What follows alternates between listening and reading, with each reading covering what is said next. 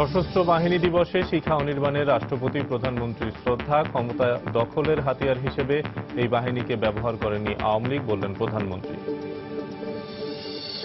EC পুনর্গঠনে Begum জিয়ার প্রস্তাব রাষ্ট্রপতির কাছে পাঠানো হবে, জানিয়েছেন ফখরুল। বিএনপির প্রস্তাব অযৌক্তিক ও অসাংবিধানিক, মন্তব্য ইনুস। নারায়ণগঞ্জ সিটি কর্পোরেশন নির্বাচনে উৎসাহ উদ্দীপনায় চলছে মনোনয়নপত্র সংগ্রহ ও জমা। মঙ্গলবার প্রার্থী ঘোষণা করবে বিএনপি। রোহিঙ্গা ইস্যুকে পুঁজি করে সক্রিয় সন্ত্রাসী সংগঠন আরএসও। সতর্ক আইন শৃঙ্খলা রক্ষা বাহিনী। মিয়ানমারের সীমান্তরক্ষী বাহিনীর সঙ্গে যোগাযোগের চেষ্টা চলছে, জানালো বিজিবি। এবং বেদখল আর অবহেলায় নষ্ট হয়ে গেছে রাজধানীর বেশিরভাগ পার্কের পরিবেশ। নিরাপত্তাহীনতায় ভ্রমণকারীরা। আধুনিকায়নের কাজ শুরু করার দাবি সিটি কর্পোরেশনের।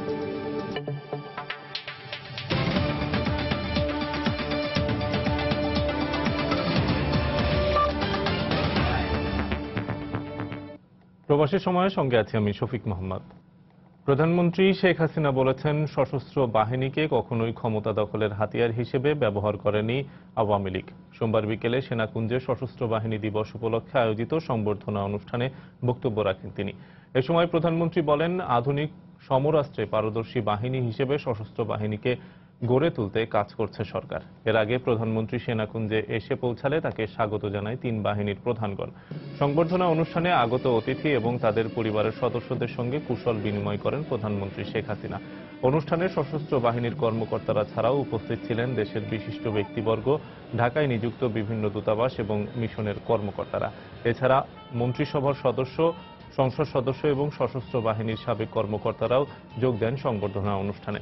প্রধানমন্ত্রী তার বক্তব্যে মহান মুক্তিযুদ্ধে সশস্ত্র বাহিনীর সদস্যদের আত্মত্যাগের কথা স্মরণ করেন। প্রতিরক্ষা এবং দেশ গড়ার কাজে গৌরব ধরে রাখতে এই বাহিনীর প্রতি আহ্বান জানান তিনি।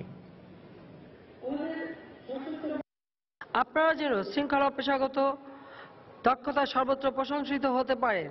দেশের প্রতিরক্ষা এবং দেশ গড়ার কাজে অবদান রেখে আমাদের সশস্ত্র বাহিনীর প্রতিটি সদস্য আপনাদের নিজেদের গৌরব সমুন্নত রাখতে পারবেন, এর বিশ্বাস আমার আছে। বাংলাদেশ আওয়ামী লীগ যখনই ক্ষমতায় এসেছে আমাদের সশস্ত্র বাহিনীর সার্বিক উন্নয়নে কাজ করেছে, কারণ আমরা গণতন্ত্রে বিশ্বাস করি।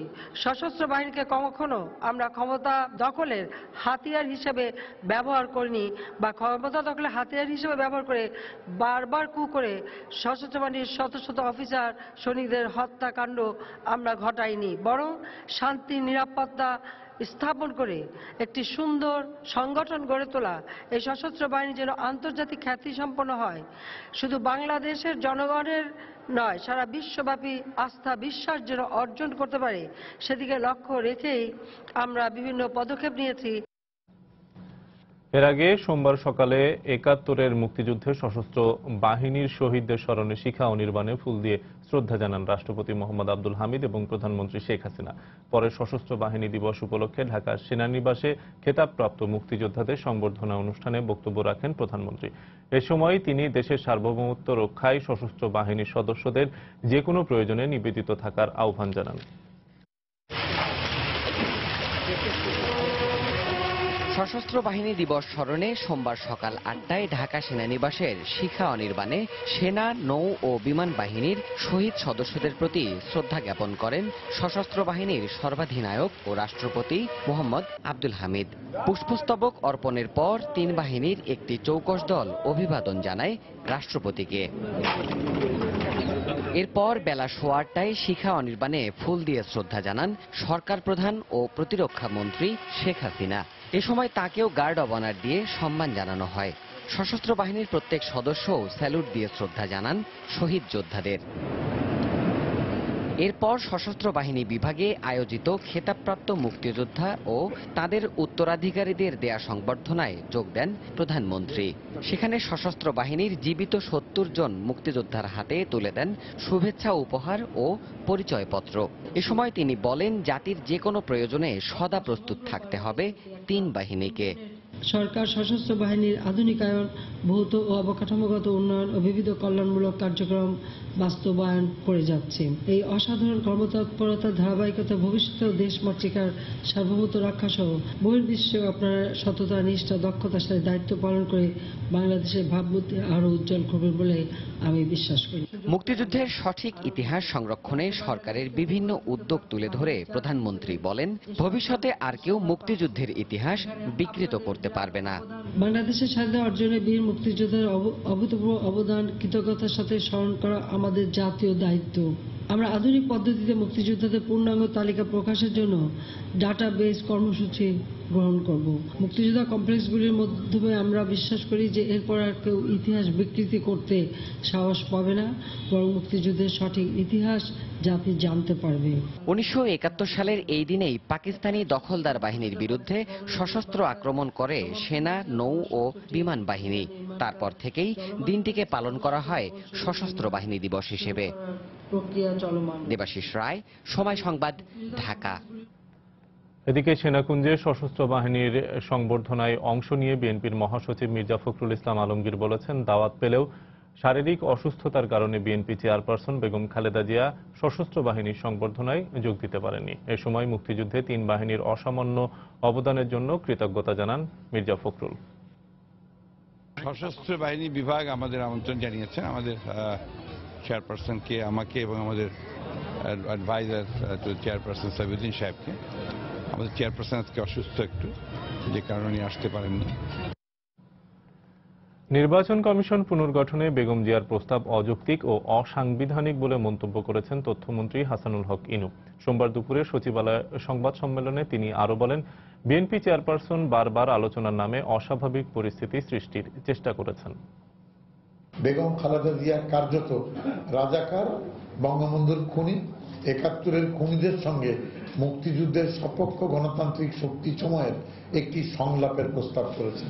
বারবার আলোচনা করতে হবে বলে তিনি দেশে অনিশ্চয়তা সৃষ্টি এবং সাংবিধানিক শূন্যতা তৈরি করতে চাইছেন। প্রতিরক্ষা বাহিনীর হাতে ম্যাজিস্ট্রিয়াল ক্ষমতা প্রদানের দাবি তোলা কার্যত প্রতিরক্ষা বাহিনীকে বিতর্কিত করার অপপ্রয়াস ছাড়া আর কিছুই নয়। বেগম জিয়ার প্রস্তাবনা সকল বিবেচনায় অযৌক্তিক, অবাস্তব, অসাংবিধানিক, অস্বাভাবিক। নারায়ণগঞ্জ সিটি কর্পোরেশন নির্বাচনে লেভেল প্লেইং ফিল্ড নিশ্চিত করা হবে জানিয়ে রিটার্নিং অফিসার বলেছেন, প্রার্থী এবং তাদের সমর্থকরা যতই শক্তিশালী হোক না কেন আইন মেনেই নির্বাচনী প্রচারণায় অংশ নিতে হবে। এদিকে বিএনপি নেতারা বলছেন, নারায়ণগঞ্জ সিটি কর্পোরেশন নির্বাচনকে অ্যাসিড টেস্ট হিসেবে নিয়েছেন তাদের দল। আওয়ামী লীগের প্রার্থীরা বলছেন, বিভাজন থাকলেও কেন্দ্রের দেয়া সিদ্ধান্ত মেনে বিজয় ছিনিয়ে আনতে ঐক্যবদ্ধভাবে কাজ করবেন নেতাকর্মীরা। প্রথমবারের মতো দলীয় প্রতীকে হতে যাচ্ছে নারায়ণগঞ্জ সিটি কর্পোরেশন নির্বাচন, আর এতে নৌকা ও ধানের শীষের প্রতীকেই হবে মূল প্রতিদ্বন্দ্বিতা। সোমবার সকাল থেকেই সম্ভাব্য মেয়র ও কাউন্সিলর প্রার্থীরা মনোনয়নপত্র সংগ্রহ করেন। নির্বাচনকে কেন্দ্র করে জেলা রিটার্নিং কর্মকর্তা সাংবাদিকদের জানান, পরিস্থিতি স্বাভাবিক রাখতে প্রতীক বরাদ্দের দিন থেকেই নির্বাহী ম্যাজিস্ট্রেট মাঠে থাকবেন। আমার অবস্থানটি হবে সম্পূর্ণ নিরপেক্ষ, সকল ভোটার সমান সুবিধা পাবেন। আমরা লেভেল প্লেইং ফিল্ড তৈরি করব, আশা করি সেটি আপনারা ইতিমধ্যে দেখতে পাচ্ছেন। আর যেগুলি অন্য প্রশাসনিক বিষয় আছে, যারাই নির্বাচনের সঙ্গে যুক্ত হবেন তার পদবি যাই হোক, তখন উনি নির্বাচন কমিশনের কর্মকর্তার পদবি লাভ করবেন এবং তাকে অবশ্যই নিরপেক্ষভাবে কাজ করতে হবে। অন্য বিষয়গুলো আমরা আসলে অতটা আমলে নেব না। বিএনপি নেতারা বলছেন, নিরপেক্ষ নির্বাচন হলে ধানের শীষের জয় সুনিশ্চিত। আর আওয়ামী লীগ নেতারা বলছেন, বিভাদ ভুলে ঐক্যবদ্ধ হয়ে কাজ করলে জয় হবে নৌকার। এই দলে বিভাজন থাকবে বা মতভেদ, মতপার্থক্য, মান অভিমান থাকতেই পারে, থাকাটা অত্যন্ত স্বাভাবিক। কিন্তু যখন চূড়ান্ত মনোনয়ন আসে পার্লামেন্টের বোর্ড থেকে তথা আমাদের নেত্রীর কাছ থেকে, সেই সিদ্ধান্তকে আমরা সবাই সম্মানের সহিত আমরা মেনে নিই। ঐক্যবদ্ধ হয়ে আমরা কাজ করে নৌকার বিজয়কে আমরা অবশ্যই ছিনিয়ে আনব। নারায়ণগঞ্জ সিটি কর্পোরেশনটাকে আমরা একটা অ্যাসিড টেস্ট হিসাবে নিয়েছি, যে আসলে সরকার এই দেশে গণতন্ত্র চায় কিনা এবং গণতান্ত্রিক শাসন ব্যবস্থায় বিশ্বাসী কিনা। সেই জন্য আমরা নির্বাচনে দাঁড়িয়েছি এবং জনগণ কিন্তু আমাদের পক্ষে আছে। তফসিল ঘোষণার পর সপ্তম দিনে মেয়র পদে 6 জন, সংরক্ষিত মহিলা কাউন্সিলর পদে 37 জন ও সাধারণ কাউন্সিলর পদে 85 জন মনোনয়নপত্র সংগ্রহ করেছেন। রাশেদ লিমন, সময় সংবাদ, নারায়ণগঞ্জ। নারায়ণগঞ্জ সিটি কর্পোরেশন নির্বাচনে দলীয় মেয়র প্রার্থীর নাম মঙ্গলবার সন্ধ্যায় ঘোষণা করা হবে বলে জানিয়েছে বিএনপি। সোমবার রাতে গুলশানে দলের চেয়ারপারসনের কার্যালয়ে বৈঠক শেষে একথা জানান দলের মহাসচিব মির্জা ফখরুল ইসলাম আলমগীর। রাত 9:15টায় নারায়ণগঞ্জ বিএনপির নেতাদের সঙ্গে বৈঠক করেন বেগম খালেদা জিয়া। এতে দলের মহাসচিব মির্জা ফখরুল ইসলাম আলমগীর সহ নীতি নির্ধারণী ফোরামের সদস্যরা উপস্থিত ছিলেন। বৈঠকে তৈমুর আলম খন্দকার এবং অ্যাডভোকেট সাখাওয়াত হোসেন সহ কয়েকজন সম্ভাব্য প্রার্থী উপস্থিত ছিলেন। নারায়ণগঞ্জ সিটি কর্পোরেশন নির্বাচনে অংশ নেওয়ার কথা জানানোর পরই তৈমুর আলম খন্দকার সহ 4 জনের নাম আলোচনায় আসে। পরে মনোনয়নের বিষয়ে সিদ্ধান্ত নিতে বৈঠক ডাকে বিএনপি। গত নির্বাচনে অংশ নিলেও কারচুপি সহ বিভিন্ন অভিযোগে ভোট বয়কট করেন তৈমুর আলম খন্দকার।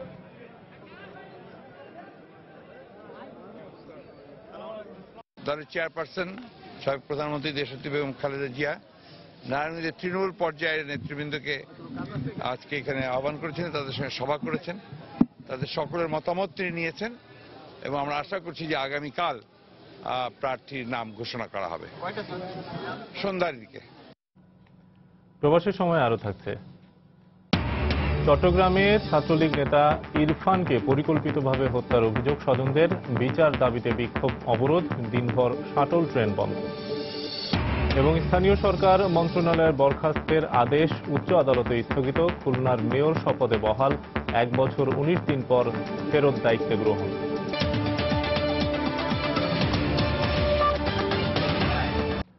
রোহিঙ্গা ইস্যুকে পুঁজি করে সন্ত্রাসী সংগঠন রোহিঙ্গা সলিডারিটি অর্গানাইজেশন RSO বাংলাদেশের সীমান্তবর্তী এলাকাগুলোতে অস্থিরতা সৃষ্টির চেষ্টা চালাচ্ছে বলে তথ্য রয়েছে আইন শৃঙ্খলা রক্ষা বাহিনীর কাছে। বিশেষ করে সশস্ত্র প্রশিক্ষণ নেওয়ার পাশাপাশি কক্সবাজারের টেকনাফের দুর্গম এলাকায় পুলিশ ফাঁড়ি এবং আনসার ক্যাম্পগুলোতে হামলা চালিয়ে অস্ত্র লুটের পরিকল্পনা নিচ্ছে তারা। এ অবস্থায় আইন শৃঙ্খলা রক্ষা বাহিনী অস্ত্র মজুদ রয়েছে এমন সরকারি সব স্থাপনায় সতর্কতা জারি করা হয়েছে। কক্সবাজার প্রতিনিধি সুজাউদ্দিন রুবেলকে সঙ্গে নিয়ে বিস্তারিত জানাচ্ছেন কমল দে। মিয়ানমারের সীমান্তরক্ষী বর্ডার গার্ড পুলিশের 3টি ক্যাম্পে আরএসওর হামলায় 19 জন নিহত হওয়াকে কেন্দ্র করে আরাকান রাজ্যের রোহিঙ্গাদের উপর অমানসিক নির্যাতন চালাচ্ছে মিয়ানমার বাহিনী। তাই নিরাপদ আশ্রয়ের আশায় রোহিঙ্গারা এখন বাংলাদেশ সীমান্তমুখী। এই অবস্থায় বাংলাদেশ সীমান্তে সন্ত্রাসী সংগঠনটি অস্থিরতা সৃষ্টির পরিকল্পনা করছে বলে জানিয়েছেন চট্টগ্রাম রেঞ্জ পুলিশের শীর্ষ কর্মকর্তা।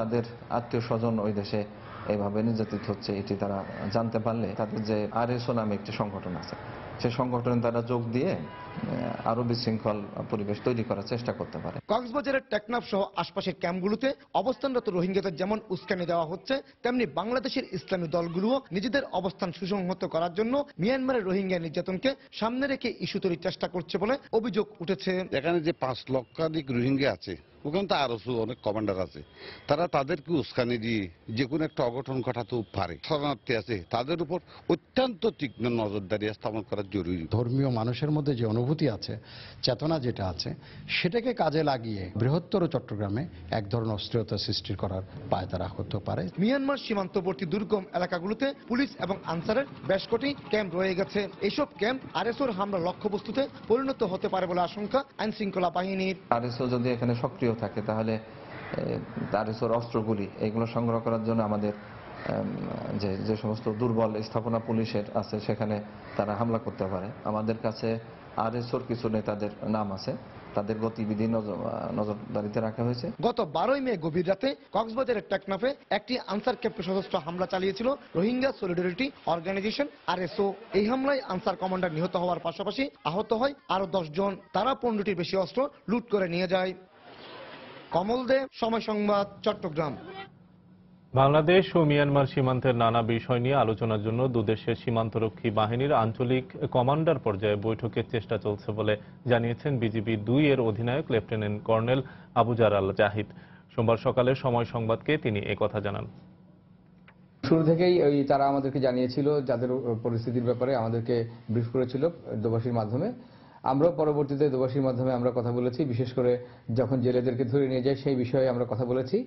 এবং এই যোগাযোগের মাধ্যমে জানতে পেরেছি যে তাদের মায়ানমারের যে বিজিপি, তাদের যে রিজিয়ন কমান্ডার ছিলেন যিনি, উনি পরিবর্তন হয়েছেন এবং এই পরিবর্তিত যে নতুন রিজন কমান্ডার আছেন ওনার সঙ্গে আমাদের রিজন কমান্ডার একটি সৌজন্য সাক্ষাতে মিলিত হবেন। এটার দিনক্ষণ একেবারেই চূড়ান্ত হয়নি, তবে আমরা আশা করছি যে 2-4 দিনের মধ্যেই এটা আমাদের করা সম্ভব হবে।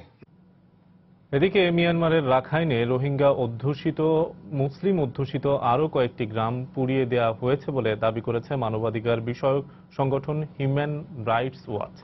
নতুন কয়েকটি স্যাটেলাইটের ছবি বিশ্লেষণ করে তারা সোমবার এই তথ্য জানায়। 10 থেকে 18 নভেম্বরের মধ্যে নেওয়া স্যাটেলাইট ছবিগুলো বিশ্লেষণ করে 5টি গ্রামের 8 শতাধিক স্থাপনা ধ্বংস করে দেওয়ার প্রমাণ পাওয়ার কথা জানায় হিউম্যান রাইটস ওয়াচ। এ নিয়ে গত 1.5 মাসে রোহিঙ্গাদের 1200 ঘরবাড়ি ধ্বংস করে দেওয়ার কথা জানায় HRW। এছাড়া সে দেশের সেনারা সেখানকার অধিবাসীদের ওপর নির্যাতন চালায় বলে অভিযোগ পাওয়া যায়। সম্প্রতি এ সহিংসতায় শতাধিক মানুষ নিহত ও বাস্তুচ্যুত হয় 30,000-এরও বেশি। গত মাসে রাখাইন সীমান্তের নিরাপত্তা চৌকিতে সশস্ত্র বিদ্রোহীদের হামলার পরপরই সেখানকার রোহিঙ্গা মুসলিমদের বিরুদ্ধে অভিযান চালিয়েছে মিয়ানমারের সেনাবাহিনী। এই সংকট সমাধানে বিশ্ব সম্প্রদায়ের আহ্বানের পরও কোনো দায়িত্বপূর্ণ উদ্যোগ নেয়নি বর্তমান NLD সরকার। বেদখল, অযত্ন আর অবহেলায় রাজধানীর বেশিরভাগ পার্কের অবস্থাই বেহাল। নষ্ট হয়ে গেছে স্বাভাবিক পরিবেশ, ভবঘুরে আর বাউন্ডুলেদের আড্ডায় পরিণত হয়েছে পার্কগুলো। এতে নিরাপত্তাহীনতা বোধ করেন ভ্রমণকারী এবং দর্শনার্থীরা। তবে সিটি কর্পোরেশন বলছে ইতিমধ্যে পার্কগুলো সংস্কার এবং আধুনিকায়নের কাজ শুরু করা হয়েছে। বিস্তারিত ফেরদৌস লিপির রিপোর্টে। রান্নাবান্না, কাপড় শুকানো, ঘুমানো সহ যাবতীয় কাজ চলছে। রাখা হয়েছে ভ্যান গাড়ি, বসানো হয়েছে দোকানপাটও। এছাড়া এখানে সেখানে ময়লা আবর্জনার স্তূপ নিত্য দৃশ্য।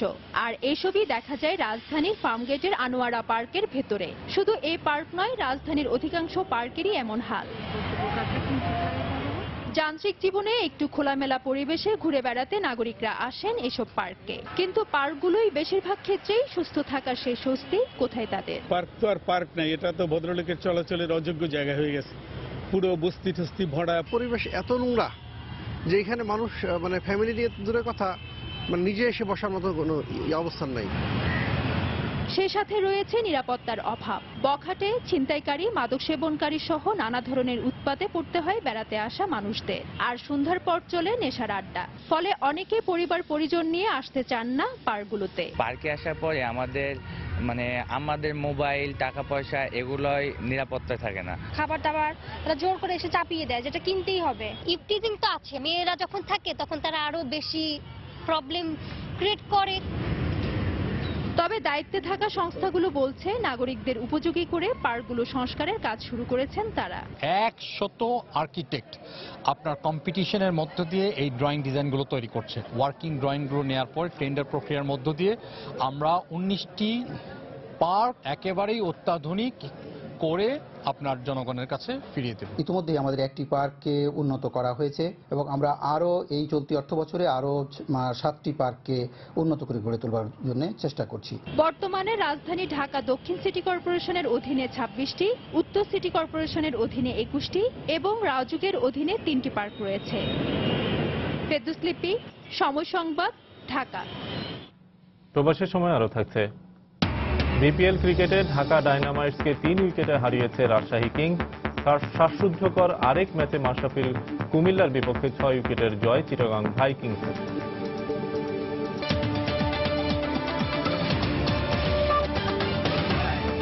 অনিয়মের দায়ে রাজধানীর বনানীর 2টি মেডিকেল সেন্টারকে 18 লাখ টাকা জরিমানা করেছেন ভ্রাম্যমাণ আদালত।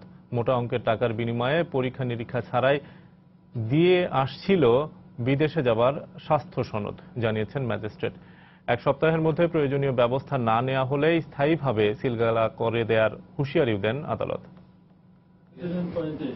বিদেশে যেতে ইচ্ছুক মানুষের কাছ থেকে মোটা অঙ্কের টাকা নিয়ে স্বাস্থ্য সনদ দেওয়ার অভিযোগ দীর্ঘদিনের, কিন্তু র্যাবের ভ্রাম্যমাণ আদালতের অভিযানে এবার সত্যতা মিলল জালিয়াতির নতুন এক পন্থার।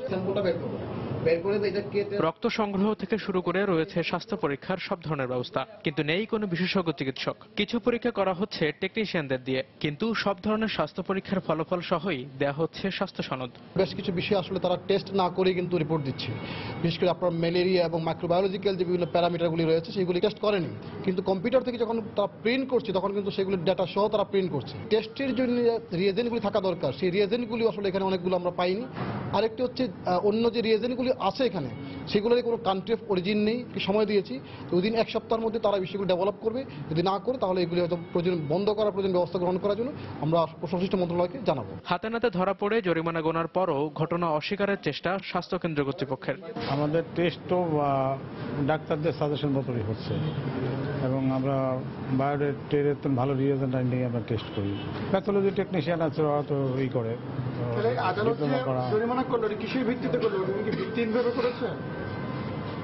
এই ঘটনায় ক্ষোভ প্রকাশ করেছেন বিদেশ গমনেচ্ছুরা। সৌদি আরব যাইতে হলে মেডিকেল রিপোর্ট লাগে, এর কারণে অফিস থেকে পাঠাইছে। পেন্টাগন ন্যাশনাল গামকা আমাকে মেডিকেল চেক আপ করার জন্য এখানে পাঠাইছেন। ম্যালেরিয়া ছিল, এটা তো আমি কিভাবে বুঝবো? এরা তো ফিট করে দিয়ে দিল। এদের বিরুদ্ধে যদি এরকম কোনো পরে প্রমাণিত হয় আইনানুগ ব্যবস্থা নেওয়া দরকার। স্বাস্থ্য পরীক্ষার নামে বিদেশ গমনেচ্ছুদের প্রত্যেকের কাছ থেকে এসব প্রতিষ্ঠান নেয় ৫,০০০ টাকা করে। তারেকুজ্জামান শিমুল, সময় সংবাদ, ঢাকা। এবার প্রবাসের খবর। বাংলাদেশে সংখ্যালঘুদের ওপর হামলা এবং নির্যাতন বন্ধে ভয়েস ফর বাংলাদেশের প্রতিনিধি এবং ইউরোপিয়ান কমিশনের প্রতিনিধিদের সঙ্গে বৈঠক অনুষ্ঠিত হয়েছে। রোববার ইউরোপিয়ান কমিশনের লন্ডন অফিসে এ বৈঠক অনুষ্ঠিত হয়। এতে বাংলাদেশে চলমান সংখ্যালঘু নির্যাতন নিয়ে বাংলাদেশের বর্তমান অবস্থা তুলে ধরা হয়। ইউরোপিয়ান কমিশনের কর্মকর্তা ক্যারোলিন মর্গান বাংলাদেশে চলমান সংখ্যালঘু নির্যাতন এবং মানবাধিকার লঙ্ঘনের বিষয়ে উদ্বেগ প্রকাশ করেন। এ সময় উপস্থিত ছিলেন আতাউল্লাহ ফারুক, SH সোহাগ, ফয়সাল জামিল, কানিস ফাতিমা, আলাউদ্দিন সহ আরো অনেকে। মিয়ানমারের নিরীহ মানুষের ওপর সামরিক জান্তার বর্বরতার বিরুদ্ধে যথাযথ পদক্ষেপ গ্রহণের কূটনৈতিক তৎপরতা শুরু করতে বাংলাদেশ সরকারের প্রতি আহ্বান জানিয়েছে তৃতীয় আন্তর্জাতিক মাওলানা ভাসানী কনভেনশন। নিউ ইয়র্কের জ্যাকসন হাইটসে মেজবান মিলনায়তনে অনুষ্ঠিত এই কনভেনশনে উপস্থিত ছিলেন মাওলানা ভাসানীর দৌহিত্র নাসিম ভাসানী। এ সময় সকল প্রকার মৌলবাদ, সহিংসতা, ধর্ষণ এবং খুনের নিন্দা জানিয়ে মহান মুক্তিযুদ্ধের চেতনায় উদ্বুদ্ধ হয়ে বাংলাদেশকে জাতীয় মুক্তির পথে এগিয়ে নিতে সবাইকে ঐক্যবদ্ধ করতে সরকারের প্রতি আহ্বান জানানো হয় কনভেনশন থেকে। বক্তারা ইতিহাস বিকৃতির রুখতেও সরকারকে কাজ করার আহ্বান জানান। কানাডার মন্ট্রিলে সম্মিলিত সাংস্কৃতিক জোটের আয়োজনে পালন করা হয়েছে নবান্ন উৎসব। গ্রাম বাংলার ঐতিহ্য এবং ঋতু আবির্ভাবকে স্বাগত জানাতে শনিবার এই অনুষ্ঠানের আয়োজন করা হয়। বাঙালি অধ্যুষিত পার্ক এক্সটেনশনে এলাকার deputy mayor madam Mary Bates প্রধান অতিথি হিসেবে অনুষ্ঠানের উদ্বোধন করেন। বাঙালি ঐতিহ্যকে তুলে ধরতে আয়োজন করা হয় নাচ, গান, কবিতা, নাটক আর রকমারি সব খাবারের। অনুষ্ঠানের শুভেচ্ছা বক্তব্য রাখেন সংগঠনের সভাপতি হাসান জাহিদ কমল, সাধারণ সম্পাদক রণজিৎ মজুমদার এবং সংগঠক কবির মোল্লা। ভারতের পশ্চিমবঙ্গ সরকারের পঞ্চায়েত মন্ত্রী সুব্রত মুখার্জির সঙ্গে বৈঠক করেছেন বাংলাদেশের স্থানীয় সরকার, পল্লী উন্নয়ন এবং সমবায় মন্ত্রী খন্দকার মোশাররফ হোসেন। সোমবার কলকাতার সল্ট লেকের মিলেনিয়াম টাওয়ারে এ বৈঠক অনুষ্ঠিত হয়। বৈঠক শেষে খন্দকার মোশাররফ হোসেন সাংবাদিকদের বলেন, 2021 সালের মধ্যে বাংলাদেশকে মধ্য আয়ের দেশ এবং 2041 সালের মধ্যে উন্নত দেশ হিসেবে তৈরির লক্ষ্যে কাজ করছে বর্তমান সরকার। আর এই লক্ষ্য বাস্তবায়নের জন্য গ্রামের উন্নয়ন করতে হবে বলেও জানান তিনি। এর আগে রোববার কলকাতা থেকে 60 কিলোমিটার দূরে হাওড়া জেলার বালি জাগাছা ব্লকের মারাইল গ্রামে পঞ্চায়েত ঘুরে দেখেন। মন্ত্রীর নেতৃত্বে এই প্রতিনিধি দলে ছিলেন স্থানীয় সরকার প্রকৌশল অধিদপ্তরের প্রধান প্রকৌশলী শ্যামা প্রসাদ অধিকারী সহ আরো অনেকে।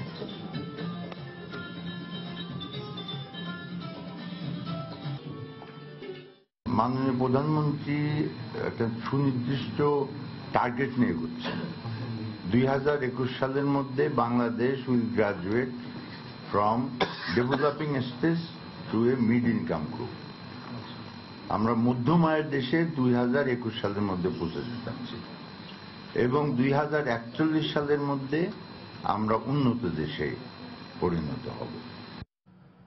কলকাতার SSKM সরকারি হাসপাতালে আগুন লাগার ঘটনাটি নাশকতা কিনা তা খতিয়ে দেখছে স্থানীয় প্রশাসন। 2 মাসের মধ্যে দুবার একই হাসপাতালে অগ্নিকাণ্ডকে সন্দেহজনক উল্লেখ করে এই ঘটনায় কারো জড়িত থাকার প্রমাণ পাওয়া গেলে তাদের শাস্তির মুখোমুখি করার প্রতিশ্রুতি দিয়েছেন মুখ্যমন্ত্রী মমতা বন্দ্যোপাধ্যায়। সোমবার স্থানীয় সময় সকাল 11টায় হাসপাতালের 6ষ্ঠ তলায় ছড়িয়ে পড়া আগুন ফায়ার সার্ভিসের 19টি ইউনিটের কয়েক ঘন্টার চেষ্টায় নিয়ন্ত্রণে আসে। অগ্নিকাণ্ডের খবর পাওয়ার সঙ্গে সঙ্গে সবাইকে হাসপাতাল থেকে সরিয়ে নেওয়ার কারণে কোনো হতাহতের ঘটনা ঘটেনি। এর আগে গত 23শে সেপ্টেম্বর এই হাসপাতালের 11 তলায় আগুন লাগলেও কেউ হতাহত হয়নি। সোমবার আবারও সরকারি হাসপাতালটিতে আগুন লাগার খবর পেয়ে ঘটনাস্থলে ছুটে যান পশ্চিমবঙ্গের মুখ্যমন্ত্রী।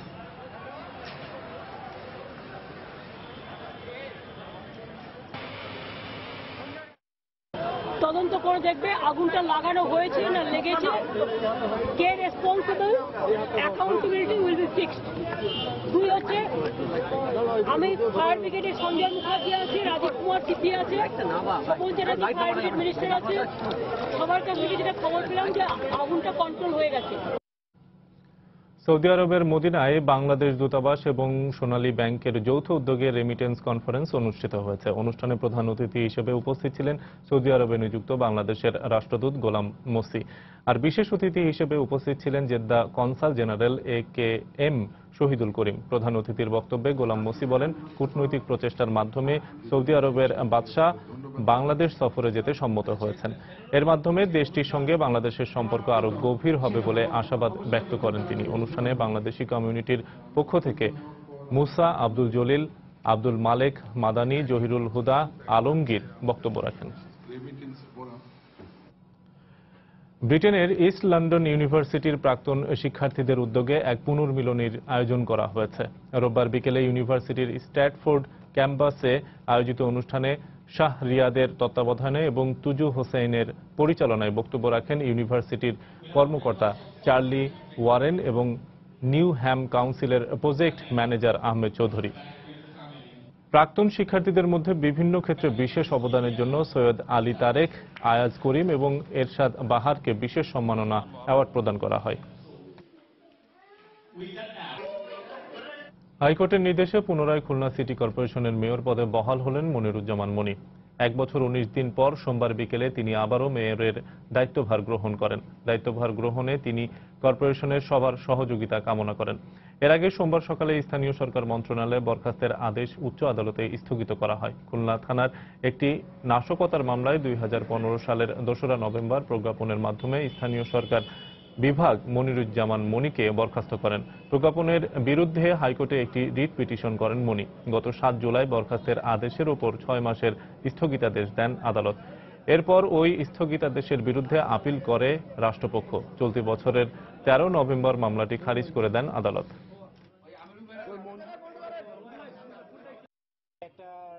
রাজনৈতিক পরিস্থিতির কারণে আমাকে অফিস থেকে বাইরে থাকতে হয়েছিল। এই 1 বছর 2 সপ্তাহের কাছাকাছি হবে সময়টা। তো আবার আদালতের আদেশের প্রেক্ষিতে মন্ত্রণালয় সেটা বিবেচনা করেছেন এবং আজকেই তারা সার্কুলার দিয়েছেন। আমি খুলনাবাসীর পক্ষ থেকে মন্ত্রণালয়ের কর্তা ব্যক্তিদের কাছে আমি অনেক ধন্যবাদ জানাই। চট্টগ্রামে কেন্দ্রীয় ছাত্রলীগের সহ সম্পাদক দিয়াজ ইরফান চৌধুরীকে পরিকল্পিতভাবে হত্যার অভিযোগ করেছেন তার স্বজনরা। ইরফান হত্যার প্রতিবাদে বিভিন্ন জায়গায় অবরোধের জের ধরে হামলার আশঙ্কায় সোমবার দুপুর থেকে চট্টগ্রাম বিশ্ববিদ্যালয়গামী শাটল ট্রেন চলাচল বন্ধ রাখা হয়। ভোরে দিয়াজের লাশ ময়নাতদন্তের জন্য চট্টগ্রাম মেডিকেলে নেওয়া হয়। এই সময় নগরীর প্রবর্তক মোড় এলাকার সড়ক অবরোধ করে বিক্ষোভ করেন তার অনুসারীরা। এতে সড়কে যান চলাচল বন্ধ হয়ে দীর্ঘ যানজটের সৃষ্টি হয়। এই সময় দিয়াজ হত্যায় জড়িতদের গ্রেফতার করে দৃষ্টান্তমূলক শাস্তির দাবি জানান তারা। 3 ঘণ্টা পর পরিবার এবং দলের সিনিয়র নেতাদের আশ্বাসে অবরোধ তুলে নেওয়া হয়। এ সময় তারা অভিযোগ করে বলেন, পরিকল্পিতভাবে দিয়াজকে হত্যা করা হয়েছে। গত রাতে চট্টগ্রাম বিশ্ববিদ্যালয় সংলগ্ন 2 নম্বর গেট এলাকার একটি ভাড়া বাসা থেকে কেন্দ্রীয় ছাত্রলীগের সহ সম্পাদক দিয়াজ ইরফান চৌধুরীর লাশ উদ্ধার করে পুলিশ। উনি অনেক সাহসী একজন মানুষ ছিলেন, যিনি শিবিরের বিরুদ্ধে অনেক লড়েছেন। এখানে একটা সিন্ডিকেট আছে, ওনাদের সাথে শত্রুতা হয়েছে। কিছুদিন আগেও কিন্তু ওদের বাড়িঘরে একটা যথেষ্ট ভাঙচুর হয়েছিল, মানে এমনকি একটা কাছের প্লেট পর্যন্ত রাখে নাই। কিন্তু ওই মামলা আমরা করতে পারিনি। আমরা এটা ওই যে আলমগীর টিপু বর্তমান সভাপতি। আমার মনে হয় এটা পরিকল্পিত হত্যাকাণ্ড, কারণ আপনারা কিছুদিন ধরে কিছু ঘটনা বিশ্লেষণ করলেই এটা বের হয়ে আসবে। যেহেতু পোস্টমর্টেমে একটা কনক্লুসিভলি বলা যায় যে এটা কি হোমিসাইডাল নাকি সুইসাইডাল, তো এই কারণে আমরা এটা পোস্টমর্টেমের জন্য পাঠাই। তা আমার বিশ্বাস যে পোস্টমর্টেম রিপোর্টটা আসলে আমরা এই কমেন্টটা করতে পারবো। ট্রেনের ইঞ্জিনের গ্লাস, সামনের গ্লাস ভাঙা হয়েছে। পরবর্তীতে প্রশাসন নিরাপত্তার স্বার্থে গাড়িগুলি চট্টগ্রাম স্টেশনে নিয়ে রাখছেন। পরবর্তী সমঝোতা বা নির্দেশনা পাইলে পুনরায় গাড়ি চলাচল হবে। রাজধানীর মিটফোর্ড এলাকায় নকল ও ভেজাল ও অনুমোদনহীন বিপুল পরিমাণ ওষুধ জব্দ করেছে র্যাবের ভ্রাম্যমাণ আদালত। ওষুধ প্রশাসন অধিদপ্তরের সহায়তায় বিকেল থেকে শুরু হওয়া প্রায় 6 ঘণ্টাব্যাপী অভিযানে আনুমানিক 1.5 কোটি টাকা মূল্যের ওষুধ জব্দ করা হয়। এসব ওষুধের মধ্যে বেশিরভাগ বিদেশ থেকে আমদানিকৃত ওষুধের নকল বলে জানিয়েছে প্রশাসন। এ সময় স্কয়ার কোম্পানির নাম ব্যবহার করে নকল ওষুধ বানানোর অভিযোগে একজনকে আটক করা হয়। পাশাপাশি নকল ওষুধ মজুদ এবং বিক্রির দায়ে 3 জন ব্যবসায়ীকে 3 লাখ টাকা করে জরিমানা করা হয়। আমরা প্রায় 2 ট্রাকের মতো অবৈধ নকল ওষুধ উদ্ধার করেছি, যার বাজার মূল্য প্রায় 2 কোটি টাকা। এতে আমরা 4 জনকে 3 লক্ষ টাকা করে জরিমানা করেছি এবং আরেকজন রয়েছে যে নকল ওষুধ তৈরি করে বিভিন্ন এস্টাবলিশড কোম্পানির নকল ওষুধ তৈরি করে বাজারজাত করছে, তার বিরুদ্ধে বিশেষ ক্ষমতা নিয়ে মামলা প্রক্রিয়াধীন রয়েছে। দুদকের মধ্যে দুর্নীতি ও দুর্বলতা রয়েছে একথা স্বীকার করে সংস্থার চেয়ারম্যান ইকবাল মাহমুদ বলেছেন, মানুষের আস্থার জায়গা ফিরিয়ে আনতে দুর্নীতির প্রতিরোধে কার্যকর পদক্ষেপ নেওয়া হচ্ছে। সোমবার দুপুরে রাজধানীর শিল্পকলা একাডেমিতে দুদকের 12তম প্রতিষ্ঠা বার্ষিকীর অনুষ্ঠানে তিনি একথা বলেন। অনুষ্ঠানে প্রধান অতিথির বক্তব্যে বিশ্ব সাহিত্য কেন্দ্রের প্রতিষ্ঠাতা অধ্যাপক আব্দুল্লাহ আবু সাইদ বলেন, দুর্নীতি রুখতে না পারলে দেশের ভবিষ্যৎ স্থায়িত্ব হুমকির মুখে পড়বে। স্বীকার করতে চাই, আমাদের অভ্যন্তরীণ দুর্বলতা আছে, আমাদের সিস্টেমে প্রবলেম আছে এবং অভ্যন্তরীণ দুর্নীতি রয়েছে। আমরা চেষ্টা করছি এই দুর্নীতি সিস্টেমিক চেঞ্জ করার জন্য। রাঘব বোয়ালের কথা বলেছেন, কিন্তু তার চেয়ে অনেক বড় রাঘব বোয়াল, কিছুই হয় না তাদের। এটা কিন্তু সারা জাতিকে হতাশাগ্রস্ত করে দেয়।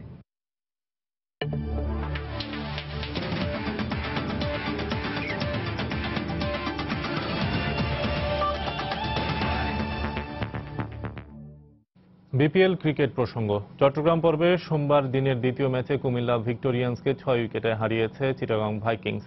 টস জিতে আগে ব্যাট করতে নেমে খালিদ লতিফের দুর্দান্ত ব্যাটিংয়ে 3 উইকেটে 183 রানে নিজেদের ইনিংস শেষ করে কুমিল্লা। জবাবে নবীর ব্যাটে ভর করে 6 উইকেট ও 4 বল হাতে রেখেই জয় তুলে নেয় ভাইকিংস। কুমিল্লার হয়ে এদিন ওপেন করতে নেমে নাজমুল 17 এবং ইমরুল ফেরেন ব্যক্তিগত 36 রান করে। এক প্রান্তে আগলে রেখে কুমিল্লার হয়ে দারুণ ব্যাট করতে থাকেন পাকিস্তানি রিক্রুট খালিদ লতিফ। তৃতীয় উইকেটে স্বদেশী আহমেদ শেহজাদকে নিয়ে তিনি গড়েন 70 রানের জুটি। 53 বলে 76 রান করে দুর্ভাগ্যজনকভাবে রান আউটের শিকার হন তিনি। শেহজাদ অবশ্য 25 বলে 40 রানের একটি ইনিংস খেলে অপরাজিত ছিলেন। শেষ পর্যন্ত 3 উইকেটে 183 রানেই থামে কুমিল্লা। জবাবে ব্যাট করতে নেমে চিটাগংয়ের তামিম 30, ডোয়াইন স্মিথ 21 এবং বিজয় 40 রান করলে ম্যাচের দারুণ প্রতিদ্বন্দ্বিতা জমিয়ে তোলে ভাইকিংস। শোয়েব মালিকের অবশ্য 38 রানে ফিরে গেলে ম্যাচে নেমে আসে চরম নাটকীয়তা, কিন্তু শেষ পর্যন্ত উইকেটে থেকে 24 বলে 46 রানে এক অনবদ্য ইনিংস খেলে ভাইকিংসকে জয় উপহার দিয়েই মাঠ ছাড়েন আফগান তারকা মোহাম্মদ নবী। শ্বাসরুদ্ধকর ম্যাচে শেষ হাসি হেসেছে রাজশাহী কিংস। দিনের প্রথম ম্যাচে ঢাকা ডায়নামাইটসকে 3 উইকেটে হারিয়েছে রাজশাহী। আগে ব্যাট করে 4 উইকেটে 182 রান করে ঢাকা। জবাবে 7 উইকেট হারিয়ে শেষ ওভার পর্যন্ত ব্যাট করে আসরের দ্বিতীয় জয় তুলে নেয় ড্যারেন সামিট দল। টস জিতে ব্যাট করতে নেমে 2 ওপেনার মেহেদি মারুফ এবং কুমার সাঙ্গাকারার ব্যাটে উড়ন্ত সূচনা পায় ঢাকা ডায়নামাইটস।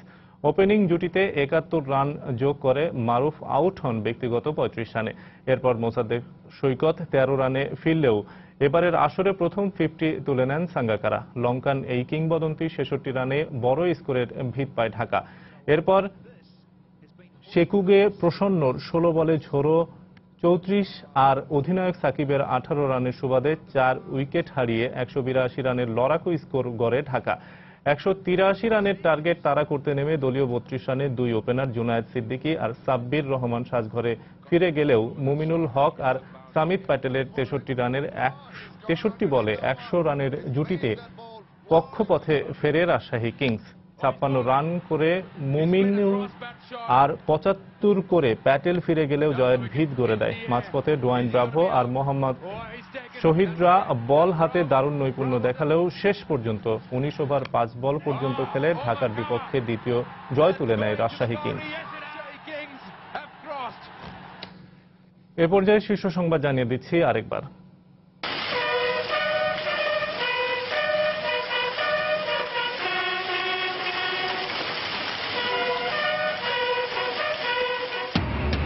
সশস্ত্র বাহিনী দিবসে শিখা অনির্বাণে রাষ্ট্রপতি প্রধানমন্ত্রীর শ্রদ্ধা।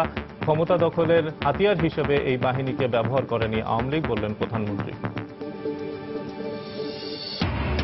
ইসি পুনর্গঠনে বেগম জিয়ার প্রস্তাব রাষ্ট্রপতির কাছে পাঠানো হবে জানিয়েছেন ফখরুল। বিএনপির প্রস্তাব অযৌক্তিক ও অসাংবিধানিক মন্তব্য ইনুর। নারায়ণগঞ্জ সিটি কর্পোরেশন নির্বাচনে উৎসাহ উদ্দীপনায় চলছে মনোনয়নপত্র সংগ্রহ ও জমা। মঙ্গলবার প্রার্থী ঘোষণা করবে বিএনপি। রোহিঙ্গা ইস্যুকে পুঁজি করে সক্রিয় সন্ত্রাসী সংগঠন আরএসও সতর্ক আইন শৃঙ্খলা রক্ষা বাহিনী। মিয়ানমারের সীমান্তরক্ষী বাহিনীর সঙ্গে যোগাযোগের চেষ্টা চলছে জানালো বিজিবি। এবং বেদখল আর অবহেলায় নষ্ট হয়ে গেছে রাজধানীর বেশিরভাগ পার্কের পরিবেশ। নিরাপত্তাহীনতায় ভ্রমণকারীরা, আধুনিকায়নের কাজ শুরুর দাবি সিটি কর্পোরেশনের। এই ছিল প্রবাসের সময়। যে কোনো খবর পেতে ভিজিট করুন সময়নিউজ.tv। যে কোনো বাংলা লিংক, রবি এবং এয়ারটেল নম্বর থেকে সময় সংবাদের খবর, অনুষ্ঠান সূচি জানতে এবং যে কোনো তথ্য সময় সংবাদকে জানাতে ডায়াল করুন 16242 নম্বরে। এছাড়া এইমাত্র পাওয়া খবর আপনার মোবাইলে পেতে SMS করুন *BN লিখে পাঠিয়ে দিন 16242 নম্বরে। আর সঙ্গে থাকুন সময়।